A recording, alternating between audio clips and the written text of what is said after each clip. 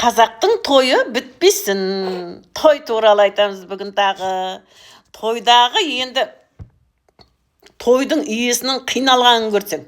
300 адам шақырады ғой. Ананы да шақырасың, мынаны да шақырасың. Коллектив, көшіп, толтып 300 қыласың ғой. Жиенің бар еще. Олардың бәрін балдарға шейін толтырып шақырасың ғой. Бөлелер дейсің. 300 адам шақырып алып, енді ресторан ақшасын ойлап тұрасың ғой. Босқа тұрмайсың ол жерде. Қиналып тұрасың. Той басталады. Сол кезде тамадылар. Той иесін билетіп шығарамыз дейді ғой. Папа мамасы билесін. Осылардың еңбегі дейді ғой, той жасап отқан. Ана жерде билексі келмейді оғасқа.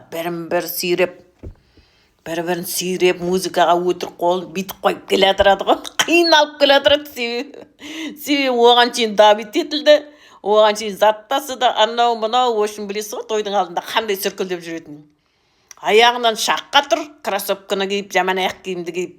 Еще сүйрейді билеуің керек деп бүкіл елдің алдында. Сонда қиналғандайшы. Ана 300 адамның ақшасы құртады ғой адам. Той біткенше құртып тұрасың ғой енді.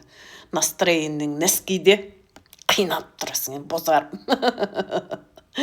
Ақтай ма, ақтамай ма деп солсың ғой. Келесің бә, келмейсің бә, неше адам келесіңдер ма, білуім керек деп зарлай беретін сол ғой.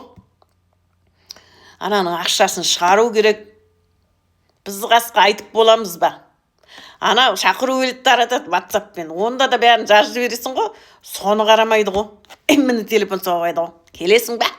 Келесің бә? Адам орын шектеулі. 200 адам, 300 адам білу керек. Білмейтіндерін алып тастау керек. Келмейтіндердің орындарын деп. Жаны қиналғанын көрсең. Байларды өйтіп келесің бе деп сұрамайтын сияқты.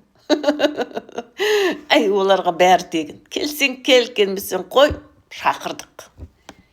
Біздерде қиындау енді. Маған тіркеп лайк басып қойыңдар, достар. Мен қуанам ғой лайк басып отырсаңдар. Қарайым бәрін, оқиым.